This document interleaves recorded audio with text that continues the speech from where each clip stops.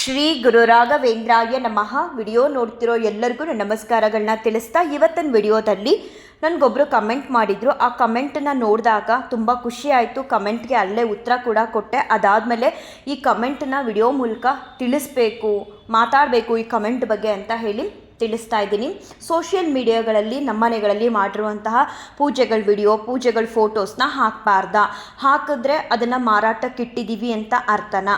ಅಥವಾ ನಮ್ಮ ದೇವ್ರ ಮನೆನ ತೋರಿಸ್ಬಾರ್ದಾ ಅಂತ ಹೇಳಿ ಯಾರು ಹೇಳಿದ್ದು ಈ ಥರ ಎಲ್ಲ ಅಂತ ನನಗಂತೂ ಗೊತ್ತಿಲ್ಲ. ಇವತ್ತು ನಮ್ಮ ಮನೆಗಳಲ್ಲಿ ಕೂತಿರೋ ಕಡೆನೇ ತಿರುಪತಿ ತಿಮ್ಮಪ್ಪ, ಮಂತ್ರಾಲಯ, ಎಷ್ಟೋ ದೇವಸ್ಥಾನಗಳಲ್ಲಿ ನಡೆಯುವಂತಹ ಪೂಜೆ ವಿಡಿಯೋಗಳನ್ನ ಲೈವ್ ಆಗಿ ಕೂಡ ನೋಡ್ತೀವಿ, ಪೂಜೆನ ವಿಡಿಯೋಸ್ಗಳ ಮೂಲಕ ಕೂಡ ನೋಡ್ತೀವಿ. ಹಾಗಾದರೆ ಅದೆಲ್ಲ ಅವರು ಮಾರಾಟಕ್ಕೆ ಇಟ್ಟಿರ್ತಾರೆ.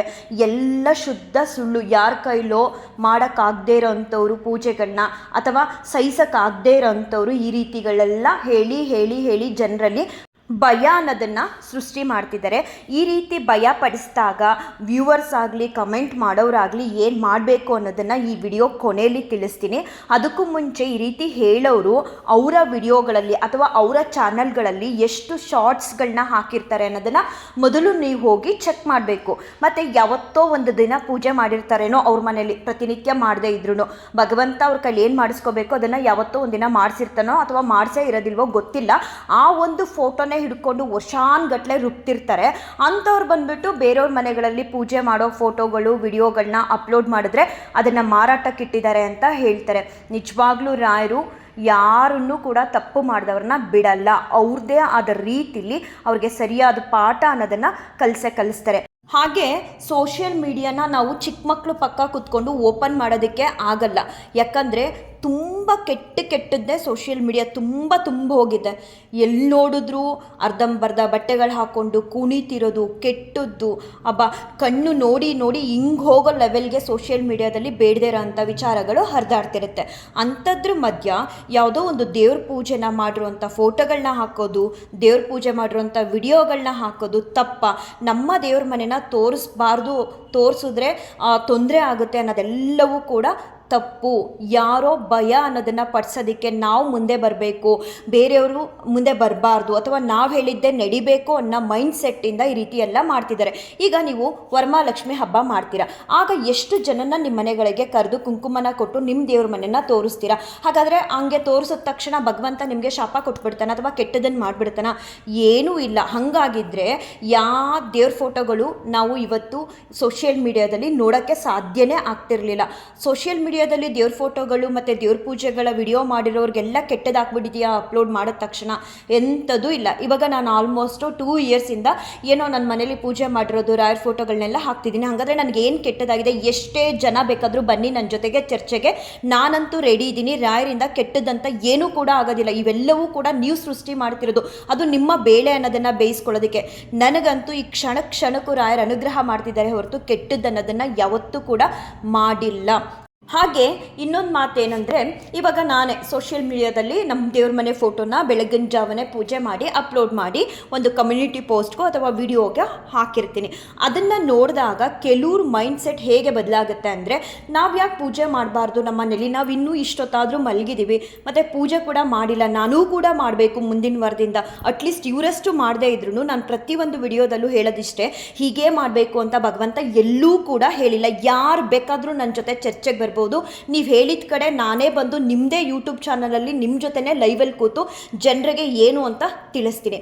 ಹಾಗೆ ಈ ಸೋಷಿಯಲ್ ಮೀಡಿಯಾದಲ್ಲಿ ದೇವ್ರ ಫೋಟೋಸ್ಗಳು, ದೇವ್ರ ಪೂಜೆ ವಿಡಿಯೋಸ್ಗಳನ್ನ ಹಾಕಿರೋದ್ರಿಂದ ಕೆಲವ್ರ ಮೈಂಡ್ಸೆಟ್ಟು ಬದಲಾಗಿ ನಾವು ಕೂಡ ಪೂಜೆ ಮಾಡಬೇಕು ಅನ್ನೋ ಪರ್ಸೆಂಟೇಜ್ ಜಾಸ್ತಿ ಆಗಿದೆ ಹೊರತು, ಅಥವಾ ಅದನ್ನು ನೋಡಿ ನಮಗೇನೋ ಕೆಟ್ಟದಾಗ್ತಿದೆ ಅಂತ ಹೇಳಿ ಅಂದ್ಕೊಂಡವ್ರ ಪರ್ಸೆಂಟೇಜ್ ಏನು ಜಾಸ್ತಿ ಆಗಿಲ್ಲ. ಇನ್ನೂ ಒಬ್ಬರೋ ಇಬ್ಬರೋ ಪ್ರತಿನಿತ್ಯ ಪ್ರತಿದಿನ ಬದಲಾಗ್ತಾನೆ ಇದ್ದಾರೆ. ನಾನು ಇನ್ನೊಂದು ಹೇಳ್ತೀನಿ, ನಮ್ಮ ಮನೆಗಳಲ್ಲಿ ಯಾವುದೇ ಕಷ್ಟಗಳು ಬರಬಾರ್ದು, ಇರೋ ಕಷ್ಟಗಳು ದೂರ ಆಗಬೇಕು ಅಂದರೆ ಪ್ರತಿನಿತ್ಯ ಭಗವಂತನ ಸೇವೆ ಆಗಲೇಬೇಕು. ಅಂಥ ಮನೆಗಳಲ್ಲಿ ಕಷ್ಟ ಕಾರ್ಪಣ್ಯಗಳು ಹತ್ತಿರ ಕೂಡ ಬರಲ್ಲ. ಬರೋದಕ್ಕೂ ಕೂಡ ಭಗವಂತ ಬಿಡಲ್ಲ. ನಾವು ಯಾವಾಗ ಭಗವಂತನ ಸೇವೆಗೆ ಅಂತ ನಿಲ್ತೀವೋ ಆವಾಗಲಿಂದ ಭಗವಂತ ನಮ್ಮ ರಕ್ಷಣೆಗೆ ಅಂತ ನಮ್ಮ ಪರವಾಗಿ ನಿಲ್ತಾನೆ. ಮತ್ತು ಯಾರೆಲ್ಲ ಹೇಳ್ತಿದ್ದಾರೆ ಇವಾಗ ಫೋಟೋಗಳನ್ನ ಅಪ್ಲೋಡ್ ಮಾಡೋದ್ರ ಮೂಲಕ ಮಾರಾಟ ಮಾಡ್ಕೊಳ್ತಿದ್ದಾರೆ ಅಂತ, ಅಂಥವ್ರಿಗೆ ನಾನು ಹೇಳೋದು, ನೀವೇನಾದರೂ ಪ್ರತಿನಿತ್ಯ ಅಥವಾ ಪ್ರತಿ ವಾರ ರಾಯರಿಗೆ ನೀವು ಅಥವಾ ದೇವ್ರಿಗೆ ಸೇವೆನ ಸಲ್ಲಿಸಿದ್ರೆ ಇಷ್ಟರ ಮಟ್ಟಿಗೆ ಆ ಫೋಟೋಗಳನ್ನ ತೆಗೆದು ನೀವು ಅಪ್ಲೋಡ್ ಮಾಡದೇ ಇರ್ತಿದ್ರಾ? ಯಾಕಂದರೆ ಬೇರೆಯವ್ರ ಮನೆ ಪೂಜೆಗಳ ವಿಡಿಯೋಗಳನ್ನೇ ನೋಡಿ ಅದನ್ನು ಮಾತಾಡೋದ್ರ ಮೂಲಕ ಮಾರಾಟ ಮಾಡ್ತಿರೋ ನೀವು ನಿಮ್ಮನೆಗಳಲ್ಲಿ ಪೂಜೆ ಮಾಡಿದಾಗ ತೆಗೆದು ಅಪ್ಲೋಡ್ ಮಾಡದೆ ಇರ್ತಿದ್ರಾ? ಮಾಡ್ತಿಲ್ಲ. ಯಾಕಂದರೆ ನೀವು ಪೂಜೆನೇ ಮಾಡಲ್ಲ ಅಂತ ಅಂದಾಗ ಅಪ್ಲೋಡ್ ಎಲ್ಲಿಂದ ಮಾಡ್ತೀರಾ? ಅವ್ರಿವ್ರ ಪೂಜೆಗಳ ವಿಡಿಯೋಗಳನ್ನೇ ಎತ್ಕೊಂಡು ಅದನ್ನು ಮಾರಾಟ ಮಾಡೋಕ್ಕೆ ರೆಡಿ ಇರೋ ನೀವು ನಿಮ್ಮನೆಗಳಲ್ಲಿ ಏನಾದರೂ ಭಗವಂತನ ಸೇವೆ ನಡೆದಾಗ ಅದನ್ನು ತೆಗೆದು ಇವಾಗ ನೀವೇನು ಹೇಳ್ತಿದ್ದೀರಾ ಬೇರೆಯವ್ರ ಮನೇಲಿ ಪೂಜೆ ವಿಡಿಯೋಗಳನ್ನ ಅಪ್ಲೋಡ್ ಮಾಡೋದ್ರ ಮೂಲಕ ಮಾರಾಟ ಮಾಡ್ತಿದ್ದಾರೆ ಅಂತ, ಆ ಕೆಲಸನ ನೀವು ಮಾಡದೇ ಇರ್ತಿದ್ರಾ? ನಮಗಂತೂ ಆ ಇಂಟೆನ್ಷನ್ ಇಲ್ಲ. ಸಮಾಜದಲ್ಲಿ ಸೋಷಿಯಲ್ ಮೀಡಿಯಾದಲ್ಲಿ ಏನೇನೋ ಬೇಡದೇ ಇರೋದು ಹೋಗ್ತಿದೆ, ಬೇಡದೇ ಇರೋದು ಕಣ್ಣಿಗೆ ಕಾಣಿಸ್ತಿದೆ. ಅದ್ರ ಬದಲಾಗಿ ಒಳ್ಳೇದನ್ನೋದು ಜನರಿಗೆ ತಲುಪಲಿ. ಮತ್ತು ಅಷ್ಟು ಮಾತ್ರ ಅಲ್ಲ, ರಾಯರಂದರೆ ಯಾರು? ಎಲ್ರಿಗೂ ಕೂಡ ಅಚ್ಚುಮೆಚ್ಚು. ರಾಯರಂದರೆ ತುಂಬ ಜನ ರಾಯರ ಭಕ್ತರಿದ್ದಾರೆ. ಅಂಥ ರಾಯರನ್ನ ಎಲ್ಲರೂ ನೋಡಲಿ, ನೋಡೋದ್ರಿಂದ ಏನು ತಪ್ಪಾಗುತ್ತೆ? ಮತ್ತು ಇನ್ನೊಂದು ತಿಳ್ಕೊಳ್ಳಿ, ಯಾರು ಹೇಳ್ತಿದ್ದಾರೆ ಮಾರಾಟ ಮಾಡ್ತಿದ್ದಾರೆ ಅಂತ ಹೇಳಿ, ಅವರು ನಾನೊಂದು ಮಾತು ಹೇಳ್ತೀನಿ. ಈಗ ಪೂಜೆನ ಮಾಡೋದ್ರಿಂದ ಮಾತ್ರ ಪುಣ್ಯ ಸಿಗಲ್ಲ. ಅಲ್ಲಿ ಕುತ್ಕೊಂಡು ಪೂಜೆ ಮಾಡದೇ ಇರೋರು ಕೂಡ ಯಾವುದೋ ಒಂದು ವಿಡಿಯೋನ ಅಥವಾ ಅಲಂಕಾರ ಮಾಡಿರೋ ಫೋಟೋಗಳನ್ನ ನೋಡಿ ನಮಸ್ಕಾರ ಮಾಡಿದ್ರೂ ಕೂಡ ಅಲ್ಲೂ ಭಗವಂತ ಅನುಗ್ರಹ ಮಾಡ್ತಾನೆ. ಅದು ಹೆಂಗೆ ಹೇಳ್ತೀರಾ ನೀವು? ಪೂಜೆ ವಿಡಿಯೋಗಳನ್ನ ಬೇರೆಯವ್ರು ಎಷ್ಟೇ ಪೂಜೆ ಮಾಡಿರಲಿ ನೋಡೋಕ್ಕೆ ಹೋಗಬೇಡಿ ಅಂತ. ನಿಮಗೆ ಅಷ್ಟು ಸೆನ್ಸ್ ಅನ್ನೋದಿಲ್ವಾ? ಕಣ್ಗಳಿರೋದು ಏನಕ್ಕೆ? ಭಗವಂತನ ನಾಮನ ಬಾಯಲ್ಲಿ ಎಷ್ಟು ಹೇಳ್ತೀವೋ, ಭಗವಂತನ ವಿಚಾರಗಳನ್ನ ಕಿವಿಲಿ ಎಷ್ಟು ಕೇಳ್ತೀವೋ ಅಷ್ಟೇ ಭಗವಂತನ ಪೂಜೆಗಳನ್ನ ಕಣ್ಣಿಂದ ನೋಡಿ ಕಣ್ಣ ತುಂಬಿಸ್ಕೋಬೇಕು. ಅದರಿಂದ ಕೂಡ ಭಗವಂತನ ಅನುಗ್ರಹ ಅನ್ನೋದು ಸಿಗುತ್ತೆ. ಅಷ್ಟು ತಿಳಿದೇ ಹೋಯ್ತಾ ನಿಮಗೆ? ಈ ರೀತಿ ಎಲ್ಲ ಮಾತಾಡ್ತಿರಲ್ಲ. ಇವತ್ತು ನಾವು ಮನೆಗಳಲ್ಲಿ ಕೂತ್ಕೊಂಡು ಮಂತ್ರಾಲಯದಲ್ಲಿ ರಾಯರಿಗೆ ನಡೆಯುವಂಥ ಆರತಿನ ನೋಡ್ತಿದ್ದೀವಿ, ಮತ್ತು ತಿರುಪತಿ ದೇವರಿಗೆ ನಡೆಯುವಂತಹ ಮಹಾ ಮಂಗಳಾರತಿನ ನೋಡ್ತಿದ್ದೀವಿ ಅಂದರೆ ಕಾರಣ ಅದಕ್ಕೆ ಮಾಡ್ತಿರೋಂಥ ವಿಡಿಯೋಗಳು. ನೀವು ಪೂಜೆ ವಿಡಿಯೋಗಳೇ ತಪ್ಪು ಅಂದರೆ ಇನ್ಯಾವ ಥರ ವಿಡಿಯೋಗಳನ್ನ ಮಾಡಿ ಅಪ್ಲೋಡ್ ಮಾಡಬೇಕು? ಮತ್ತು ಯಾವಾಗಲೂ ಮಾತಿಗೆ ಮುಂಚೆ ಶಾಸ್ತ್ರ ಹಿಂಗೆ ಹೇಳುತ್ತೆ ಇದೇ ರೀತಿ ಮಾಡಬೇಕು, ಶಾಸ್ತ್ರ ಹಿಂಗೆ ಹೇಳುತ್ತೆ ಇದೇ ರೀತಿ ಮಾಡಬೇಕು, ಮಾಡಲಿಲ್ಲ ಅಂದರೆ ನಿಮಗೆ ದೋಷ ಬಂದ್ಬಿಡುತ್ತೆ. ಸರಿ, ಶಾಸ್ತ್ರ ಅನ್ನೋದು ಬರೀ ಪೂಜೆ ವಿಚಾರದಲ್ಲಿ ಮಾತ್ರನ ಅಳವಡಿಸ್ಕೊಳ್ಳೋದಕ್ಕೆ ಸಾಧ್ಯ? ಇನ್ಯಾವ ವಿಚಾರದಲ್ಲೂ ಅಳವಡಿಸ್ಕೊಳ್ಳೋದು ಬೇಡವಾ? ಶಾಸ್ತ್ರ ಅನ್ನೋದನ್ನು ಪೂಜೆ ವಿಚಾರದಲ್ಲಿ ನಾವು ಪಾಲಿಸದೇ ಇದ್ದರೂ ಭಗವಂತ ನಮಗೆ ಅನುಗ್ರಹ ಮಾಡ್ತಾನೆ. ಅದಕ್ಕೆ ಸಾಕಷ್ಟು ಸಾಕ್ಷಿ ಪುರಾವೆಗಳು ಇವೆ. ಆದರೆ ಈ ಶಾಸ್ತ್ರ ಅನ್ನೋದನ್ನು ಯಾಕೆ ನಿಮ್ಮೊಳಗಡೆ ಮೊದಲು ನೀವು ಅಳವಡಿಸ್ಕೊಳ್ತಿಲ್ಲ? ಈಗ ಶಾಸ್ತ್ರ ಹೇಳುತ್ತೆ ಬೇರೆಯವ್ರ ವಿಚಾರ ಮಾತಾಡಬಾರ್ದು, ಶಾಸ್ತ್ರ ಹೇಳುತ್ತೆ ಇನ್ನೊಬ್ಬರನ್ನ ನೋಡಿ ಹೊಟ್ಟೆ ಕಿಚ್ಚನ ಪಡಬಾರ್ದು, ಶಾಸ್ತ್ರ ಎಷ್ಟೆಷ್ಟೋ ಒಳ್ಳೆ ವಿಚಾರಗಳನ್ನ ಇದೇ ರೀತಿ ಹೇಳ್ಕೊಟ್ಟಿದೆ.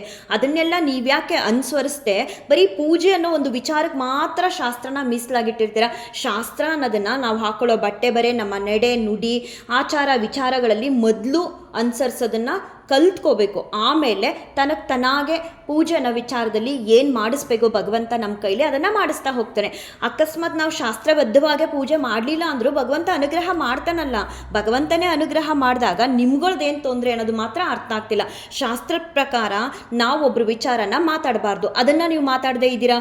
ಶಾಸ್ತ್ರದ ಪ್ರಕಾರ ಇನ್ನೊಬ್ಬರು ಹೇಗೆ ಇರಲಿ ಏನೇ ಮಾಡಲಿ ಅದನ್ನು ಚರ್ಚೆ ಮಾಡಬಾರ್ದು, ಹೊಟ್ಟೆ ಕಿಚ್ಚು ಪಡಬಾರ್ದು, ಈ ರೀತಿ ಏನೇನೋ ಹೇಳುತ್ತೆ ಶಾಸ್ತ್ರ. ಅದನ್ನು ನೀವು ಪಾಲಿಸ್ತಿದ್ದೀರಾ? ಮೊದಲನೇದಾಗಿ ನೋಡಿ, ಈ ರೀತಿ ವಿಚಾರಗಳನ್ನ ಮಾತಾಡ್ತಾ ಇದ್ರೆ ಬೆಳ್ಕೊಂಡು ಹೋಗುತ್ತೆ. ಇದಕ್ಕೆ ಎಂಡ್ ಅನ್ನೋದೇ ಇರಲ್ಲ. ಯಾರು ಏನಾದರೂ ಮಾಡ್ಕೊಳ್ಳಿ, ಒಂದಂತೂ ಸತ್ಯ, ಭಗವಂತ ಯಾವತ್ತೂ ಕೂಡ ಯಾವ ಮಕ್ಳಿಗೂ ದೋಷ ಶಾಪ ಅನ್ನೋದನ್ನು ಕೊಡಲ್ಲ. ಪ್ರತಿ ಕ್ಷಣ ಅವರ ರಕ್ಷಣೆಗೆ ಅಂತ ನಿಲ್ತಾನೆ. ಯಾರೆಲ್ಲ ಭಗವಂತನಿಗೆ ತುಂಬ ಹತ್ತಿರದಲ್ಲಿರ್ತಾರೋ, ತುಂಬ ಭಗವಂತನ ಸೇವೆ ಮಾಡ್ತಾರೋ ಅವ್ರಿಗಂತೂ ಬೆನ್ನ ಹಿಂದೆನೇ ಜೊತೆಲೆ ಕ್ಷಣ ಕೂಡ ಭಗವಂತ ಇರ್ತಾನೆ. ಇದಂತೂ ಸತ್ಯ. ಮತ್ತು ಈ ಎಂಡ್ ಅನ್ನೋದು ಮಾಡೋದು ಯಾರ ಕೈಲಿರುತ್ತೆ ಗೊತ್ತಾ? ಏನೋ ರಾಯರ್ ವಿಡಿಯೋಗಳನ್ನ ನೋಡಿರ್ತೀರ, ಯಾವುದೇ ಚಾನಲಲ್ಲಾದರೂ ಸರಿ, ರಾಯರ್ ಅಂದರೆ ನಿಮಗೆ ಇಷ್ಟ ಇರ್ತಾರೆ, ರಾಯರ ಬಗ್ಗೆ ತಿಳಿಸ್ತಿರ್ತಾರೆ ಅನ್ನೋ ಒಂದು ಆಸೆಯಿಂದ ನೋಡ್ತಿರ್ತೀರ. ನೋಡಿದಾಗ ನಿಮ್ಮ ಕೈಲಿರುತ್ತೆ ಎಲ್ಲವನ್ನೂ ಕೂಡ ಕಂಟ್ರೋಲ್ ಮಾಡೋದು. ಹೇಗಂದರೆ ರಾಯರಿಗೆ ಸಂಬಂಧಪಟ್ಟ ಹಾಗೆ ಯಾವುದೋ ಒಂದು ವಿಡಿಯೋನ ಯಾವುದೋ ಒಂದು ಚಾನಲ್ ಮೂಲಕ ನೋಡ್ತಿರ್ತೀರಾ ಅಂತ ಅಂದ್ಕೊಳ್ಳಿ. ನೋಡ್ತಿರ್ಬೇಕಾದ್ರೆ ನಿಮಗೆ ಎಷ್ಟೋ ಪ್ರಶ್ನೆಗಳು ಮನಸ್ಸಲ್ಲೇ ಶುರುವಾಗುತ್ತೆ. ಇವ್ರು ಹೇಳ್ತಿರೋದು ತಪ್ಪಿದೆ, ಇವರು ನಮ್ಮನ್ನ ಭಯ ಪಡಿಸ್ತಿದ್ದಾರೆ, ಇಲ್ಲ ರಾಯರ ವಿಚಾರವಾಗಿ ಏನೋ ಗೊಂದಲ ಮಾಡ್ತಿದ್ದಾರೆ ಜನರಿಗೆ, ಇಲ್ಲ ತಪ್ಪು ಮಾಹಿತಿನ ಕೊಡ್ತಿದ್ದಾರೆ ಅಂತ ಎಲ್ಲ ಅನ್ಸೋದಕ್ಕೆ ನಿಮ್ಮೊಳಗಡೆ ಶುರುವಾಗುತ್ತೆ. ಆ ರೀತಿ ಪ್ರಶ್ನೆಗಳು ವಿಡಿಯೋನ ನೋಡಿ ನಿಮ್ಮಲ್ಲಿ ಹುಟ್ಟಿದಾಗ ಅದನ್ನು ನೀವು 1000 ಕಮೆಂಟ್ ಮೂಲಕ ವಿಡಿಯೋ ಮಾಡೋರಿಗೆ, ಫಾರ್ ಎಕ್ಸಾಂಪಲ್ ನನಗೆ ಅಂತಲೇ ಅಂದ್ಕೊಳ್ಳಿ, ನನ್ನ ವಿಡಿಯೋ ನೋಡಿ ನಿಮ್ಮಲ್ಲಿ ಡೌಟ್ಸ್ಗಳು ಪ್ರಶ್ನೆಗಳು ಬಂದಾಗ 1000 ಕಮೆಂಟ್ಸ್ ಮಾಡಾದರೂ ಸರಿ, ಯಾಕೆ ನೀವು ರಾಯರ ಬಗ್ಗೆ ಈ ರೀತಿ ತಿಳಿಸ್ತಿದ್ದೀರಾ ಅಂತ ಕೇಳಿ ಉತ್ತರನ ಪಡ್ಕೋಬೋದು.